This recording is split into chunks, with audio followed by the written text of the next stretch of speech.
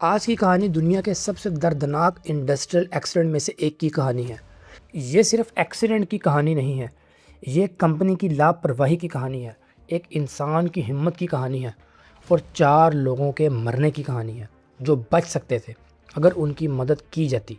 इस हादसे की गोप्रो कैमरा फुटेज भी मौजूद है जो कि मैं आपको भी वीडियो के अंदर चलाकर दिखाता हूँ और उसने सब कुछ रिकॉर्ड किया था। आज की कहानी पारिया डाइविंग डिज़ास्टर की कहानी है। एक ऐसी कहानी जिसके अंदर कंपनी ने लापरवाही की, एक ऐसी कहानी जिसके अंदर 4 लोगों को बचाया जा सकता था, लेकिन कंपनी की छोटी सी लापरवाही की वजह से वो 4 लोग अपनी ज़िंदगी से हाथ धो बैठे।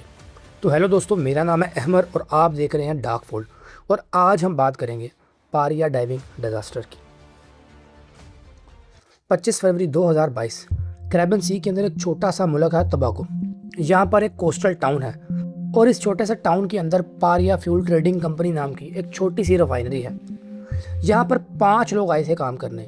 यूसुफ 31 साल के, फैसल 57 साल के, क्रिस्टोफर 40 साल के, ऋषि 48 साल के और काजिम अली जूनियर 36 साल के। ये सब ट्रेन डाइवर्स थे, प्रोफेशनल थे और ये लोग ऐसे काम बार बार कर चुके थे। इन्हें किसी और कंपनी ने हायर किया था, land and marine contracted services company ने, जिसे पारिया ने कॉन्ट्रैक्ट दिया था अंडर वाटर मेंटेनेंस के लिए। इन लोगों का काम क्या था? इन लोगों का काम था कि समुद्र के नीचे 18 मीटर गहरे एक ऑयल पाइप के अंदर जाना था जो कि यू शेप का था, जिसकी एक तरफ बर्थ 5 थी जहां टैंकर क्रूड ऑयल लोड करते थे और दूसरी तरफ बर्थ 6 थी जहां रिफाइनरी थी। ये पाइपलाइन कई महीनों से बंद थी। इसके अंदर थोड़ा तेल था और थोड़ा पानी और एक जगह से एक एयर टाइट पॉकेट भी थी जो कि काम नहीं कर रही थी। इन लोगों का काम था कि इन लोगों ने पाइपलाइन के अंदर जाकर एक एयर प्लग हटाकर पाइपलाइन को ठीक करना था। ये बिल्कुल एक नॉर्मल काम था, ये लोग पहले भी इस तरह के कई काम कर चुके थे। लेकिन आज जो इन लोगों ने काम करना था, इन लोगों को अंदाज़ा भी नहीं था कि आज के दिन के बाद इन सब की ज़िंदगी बदल जाएगी।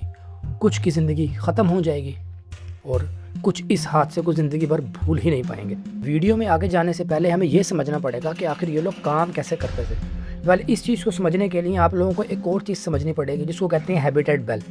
समुद्र के नीचे सीधा जाना बहुत ज़्यादा मुश्किल होता है क्योंकि समुद्र के नीचे प्रेशर बहुत ज़्यादा हाई होता है। इसी वजह से हाई प्रेशर में काम बिल्कुल भी नहीं किया जा सकता। इसीलिए ये लोग यूज़ करते हैं हैबिटेट बेल। ये बेसिकली एक प्रेशराइज चैम्बर की तरह होता है। इसको समुद्र के अंदर उल्टा लगाया जाता है और अंदर से एयर पंप की जाती है। प्रेशर से पानी अंदर आता है और एक सूखा सा कमरा बन जाता है। इसको बिल्कुल आप ऐसे ही समझ सकते हैं कि अगर खाली गिलास को भरी हुई बाल्टी के अंदर डाला जाए तो गिलास के अंदर तो पानी नहीं आता, लेकिन गिलास पूरा पानी के अंदर डूब जाता है। इन 5 लोगों ने हैबिटेट बेल के अंदर काम करना शुरू किया। इनका काम था कि पाइपलाइन के अंदर जाकर एक एयर प्लग हटाना था। सब कुछ बहुत ज़्यादा नॉर्मल चल रहा था। दोपहर के तकरीबन 3 बजे इन्होंने उस एयर प्लग को हटाना शुरू किया और जैसे ही इन लोगों ने एयर प्लग को हटाया, एकदम इनकी ज़िंदगी बदल गई। कंपनी ने इनसे एक बात छुपाई थी और वो बात ये थी कि पाइपलाइन के अंदर एक और मसला था। पाइपलाइन कई महीने से बंद थी और पाइपलाइन के अंदर से ऑयल को निकाल लिया गया था, जिसका मतलब ये था कि पाइपलाइन के अंदर थोड़ी स्पेस थी और वहाँ पर हवा भर गई थी और वो हवा बहुत लो डेंसिटी वाली थी, जबकि हैबिटेट बेल के अंदर हवा बहुत हाई डेंसिटी वाली थी। और जब इन लोगों ने प्लग को हटाया तो ये दोनों अलग प्रेशर एक साथ मिल गए और एक फिज़िकल रिएक्शन हुआ, जैसे डेल्टा पी कहते हैं, यानी डिफरेंशियल प्रेशर।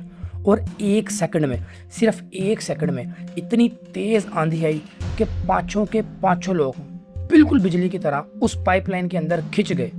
90 सेकंड, सिर्फ 90 सेकंड में वो 20 फुट नीचे और 120 फुट आगे पाइपलाइन के अंदर चले गए, जहाँ सिर्फ अंधेरा ही अंधेरा था। पाइपलाइन के अंदर कुछ भी दिखाई नहीं दे रहा था, सिर्फ अंधेरा था और काला तेल था और थोड़ा थोड़ा ठंडा पानी भी था। लेकिन पाइपलाइन सीधी नहीं थी, यू शेप की थी। इसी वजह से एक जगह एक छोटा सा एयर पॉकेट बन गया था जहाँ से ये 5 लोग आपस में मिलकर सांस ले रहे थे, लेकिन सिर्फ थोड़ी देर के लिए ही। इन लोगों को बहुत ज़्यादा इंजरीज हो चुकी थी। पानी का प्रेशर इतना ज़्यादा था कि कुछ लोगों की तो हड्डियाँ भी टूट गई थी। पाइपलाइन के अंदर ना ही कोई रोशनी थी और ना ही किसी भी किस्म की डायरेक्शन का पता चल रहा था और ना ही इन लोगों को ये मालूम था कि आखिर वो है कहाँ। बर्थ 5 की तरफ या बर्थ 6 की तरफ। लेकिन एक चीज़ थी जो क्लियर थी कि अगर बर्थ 5 की तरफ ये लोग गए यानी समुंदर की तरफ, तो ये लोग मर जाएंगे। लिहाजा इन लोगों ने बर्थ 6 की तरफ ही जाना था, यानी इन लोगों ने रिफाइनरी की तरफ ही जाना था। और शायद ये लोग रिफाइनरी की तरफ जाकर बच भी जाते। लेकिन अब मसला एक और ये था कि अंधेरे में इन लोगों को पता ही नहीं चल रहा था कि हमने लेफ़्ट जाना है या राइट जाना है। इनका टाइम इस तरीके से गुजरता गया और कुछ देर बाद क्रिस्टोफर और फैज़ल ने फैसला किया कि वो आगे जाएंगे बाकी तीनों की मदद के लिए। दोनों आगे चलना शुरू हो गए। पाइपलाइन में कुछ जगह सांस लेते लेते वो लोग आगे जा रहे थे। पाइपलाइन में कुछ जगह पर एयर पॉकेट बनी हुई थी और कुछ जगह पर पानी। उन लोगों ने अपना सांस रोका और तैरना शुरू कर दिया। आगे जाकर उन लोगों को एक एयर पॉकेट मिला। ये लोग अंधेरे के अंदर हाथ पांव मार रहे थे कि अचानक इनका हाथ किसी एक चीज़ से लगा और इन लोगों ने जब उसको पकड़ा तो इनको ये महसूस हो गया कि ये एक ऑक्सीजन सिलेंडर है। इन लोगों की ऑक्सीजन भी ख़त्म होने वाली थी, इसी वजह से ये इनके लिए एक बहुत बड़ी बात थी। लेकिन एक मसला और था, इस सिलेंडर का माउथ पीस नहीं था, यानी वो हिस्सा जिसे मुंह में लेकर ऑक्सीजन लेते हैं, सिलेंडर का वो हिस्सा था ही नहीं। फैज़ल और क्रिस्टोफर ने सोचा कि क्यों ना सीधा सिलेंडर के मुंह के ऊपर मुंह लगाया जाए और वहाँ से ऑक्सीजन ली जाए। और उसी वक्त पाइपलाइन के अंदर भरी गंदी क्रूड ऑयल सीधा इनके मुंह में चली गई, जिससे इनको बहुत ज़्यादा जलन होना शुरू हो गई। फैसल की हड्डियां भी बहुत ज़्यादा टूट चुकी थी और ऊपर से क्रूड ऑयल जाने की वजह से उसकी तबीयत बहुत ज़्यादा अजीब हो रही थी। इसी वजह से वो ज़्यादा अब आगे नहीं जा रहा था और उसका ऑक्सीजन भी ख़त्म हो रहा था। लेकिन क्रिस्टोफर ने अकेले आगे जाने का फ़ैसला किया। 2 घंटे अंधेरे में तेल में सांस रोक रोक कर वो तैरता रहा और आगे बढ़ता रहा। और फिर उसका हाथ किसी चीज़ से टकराया जो कि पाइपलाइन का बेंड था। अब यहाँ 2 ऑप्शन थे, या तो ये बर्थ 5 होगा जो कि सीधी मौत थी, या फिर ये बर्थ 6 होगा जिसमें बचने का कोई चांस होगा। क्रिस्टोफर को नहीं पता था कि ये कौन सा बर्थ है। उसने पाइपलाइन को ज़ोर ज़ोर से ठोकना शुरू कर दिया, आवाज़ दी और चिल्लाया। और फिर बाहर से किसी ने सुना। रेस्क्यू वर्कर्स ने एक चेन अंदर डाली। क्रिस्टोफर ने वो चेन पकड़ी और 3 घंटे बाद क्रिस्टोफर जिंदा बाहर आ गया। जैसे ही क्रिस्टोफर बाहर आया, उसका पहला लफ्ज़ ये था, मेरे 4 दोस्त अभी भी अंदर हैं, वो जिंदा हैं, उन्हें मदद चाहिए, जल्दी से उनकी मदद करो। रेस्क्यू वर्कर्स भी उनकी मदद करने को तैयार थे, वो अंदर जाने के लिए भी तैयार थे। लेकिन ऐन उसी वक्त पारिया कंपनी ने कहा कि नहीं, हम रेस्क्यू टीम अंदर नहीं भेज सकते, हमारे पास ऑक्सीजन सिलेंडर भी नहीं है और अगर रेस्क्यू वर्कर्स भी अंदर जाते हैं तो उनकी जान को भी ख़तरा हो सकता है। क्रिस्टोफर ने कहा कि मैं खुद अंदर चला जाता हूँ अपने दोस्तों को बचाने के लिए, लेकिन कंपनी ने उसे भी रोक लिया। रेस्क्यू वर्कर्स जो बाहर खड़े थे वो तैयार थे जाने के लिए, उन्हें भी रोक लिया गया। और पारिया कंपनी के टर्मिनल ऑपरेशन मैनेजर कॉलिन पाइनर ने हर मदद रोकने का फैसला कर लिया। घंटे बीतते गए, अंदर से अभी भी पाइपलाइन पर ठोकने की आवाज़ आ रही थी, मतलब कि अंदर वो लोग अभी भी जिंदा थे और शायद मदद के लिए पुकार रहे थे। लेकिन 48 घंटे गुजर गए और कोई भी उनकी मदद को नहीं आया। इस 48 घंटे के अंदर कंपनी ने क्या किया मैं आपको वो भी बताता हूँ।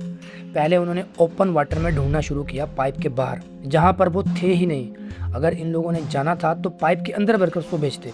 इसके अलावा अंडर वाटर कैमरे भी भेजे गए, लेकिन वो इतनी देर बाद भेजे गए कि उनका कोई फ़ायदा ही नहीं था और रेस्क्यू वर्कर्स जो बाहर खड़े थे उनको भी परमिशन नहीं दी।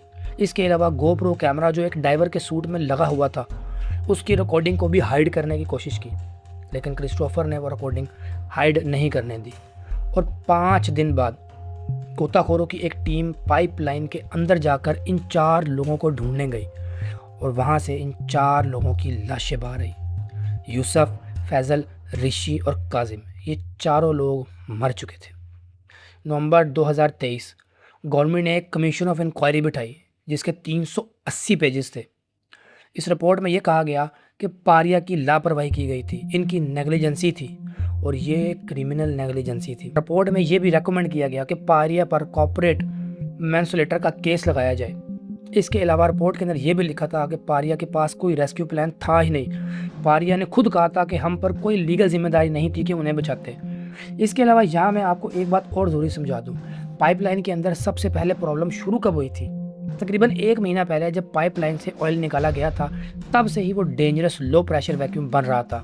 पारिया जानती थी कि पाइपलाइन में ये कंडीशन है, प्रॉपर रिस्क असेसमेंट नहीं की गई, वर्कर्स को पूरी इन्फॉर्मेशन भी नहीं दी गई और हैबिटेट बेल में जो हाई प्रेशर एयर थी और पाइपलाइन में जो लो प्रेशर एयर थी, ये कम्बिनेशन एक टाइम बॉम्ब था और जैसे ही वो प्लग हटा वो टाइम बॉम्ब फट गया और 5 इंसान अंधेरे में चले गए।